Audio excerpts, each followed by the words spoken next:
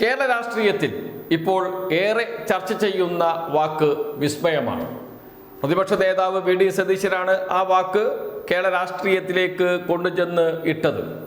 വിരലിൽ എണ്ണാവുന്ന ദിവസങ്ങൾക്കകം രാഷ്ട്രീയ വിസ്മയം നടക്കും എന്ന് അദ്ദേഹം വിരൽ ഉയർത്തിപ്പിടിച്ച് മാധ്യമപ്രവർത്തകരോട് പറയുന്നത് പ്രേക്ഷകർ കേട്ടതാണ്. എന്തായിരിക്കും വിസ്മയം എന്ന ചോദ്യം സ്വാഭാവികമായും മാധ്യമപ്രവർത്തകർ UDF നേതാക്കളെ കണ്ടാൽ ചോദിക്കും. അത് കോൺഗ്രസ് നേതാക്കളോട് ചോദിക്കുന്നുണ്ട്, മുസ്ലിം ലീഗ് നേതാക്കളോട് ചോദിക്കുന്നുണ്ട്.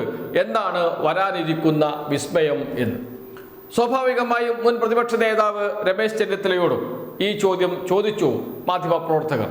അതിന് അദ്ദേഹം പറഞ്ഞ മറുപടിയുണ്ട്. രാഷ്ട്രീയ നിലപാട് ഉയർത്തിപ്പിടിച്ചുകൊണ്ട് പറഞ്ഞ മറുപടി അത് കേൾക്കാം. വലിയ ചർച്ചകൾ നടക്കുകയാണ്. ജോസ് കെ മാണി LDF തുടരുമെന്ന് പറയുന്നു. പക്ഷേ ഇപ്പോഴും അഭ്യൂഹങ്ങൾ അവസാനിക്കുന്നില്ല. എന്താണ് ഇതിൽ നടന്നുകൊണ്ടിരിക്കുന്നത്?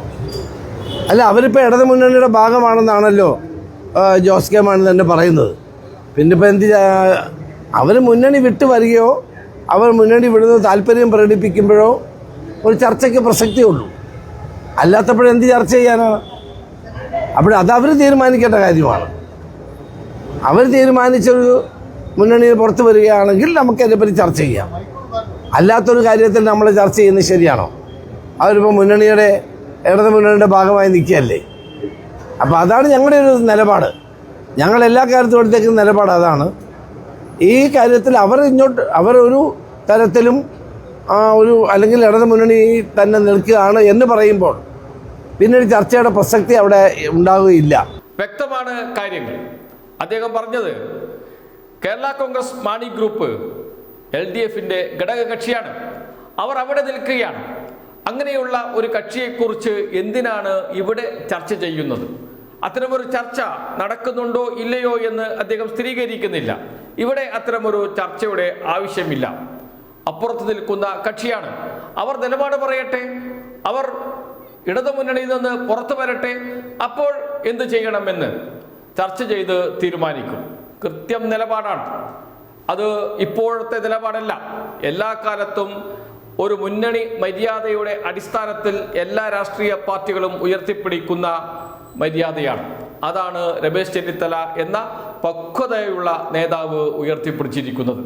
എന്നാൽ കേരളത്തിൽ വലിയ ചർച്ചയാണ്. കേരള കോൺഗ്രസ് മാണി ഗ്രൂപ്പ് മുന്നണി വിടും, LDF വിടും, വിടില്ല, വിടും എന്നൊക്കെ പറഞ്ഞുകൊണ്ടുള്ള ചർച്ച.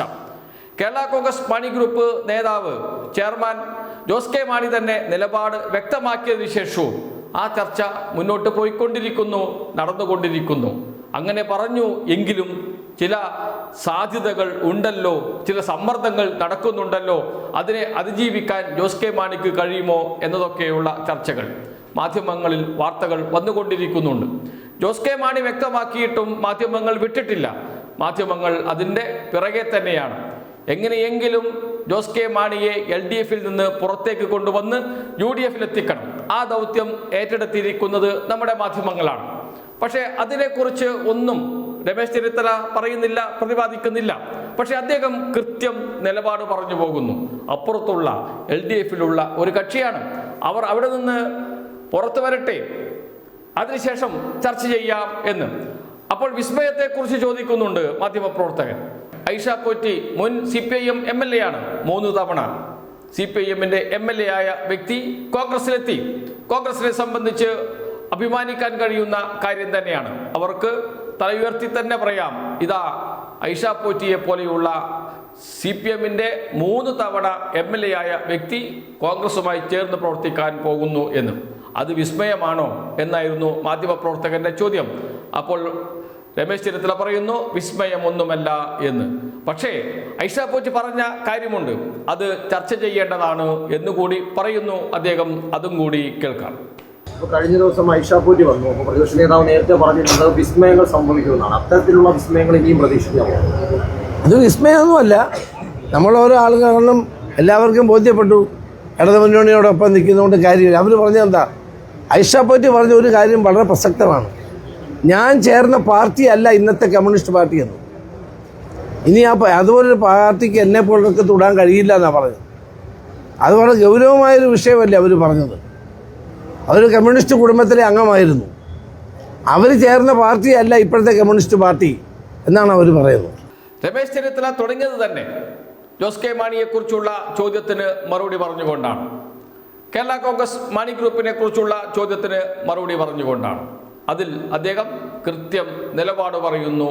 UDFന്റെ നിലപാട്, കോൺഗ്രസിന്റെ നിലപാട്, അതാണ് രാഷ്ട്രീയ മര്യാദയും.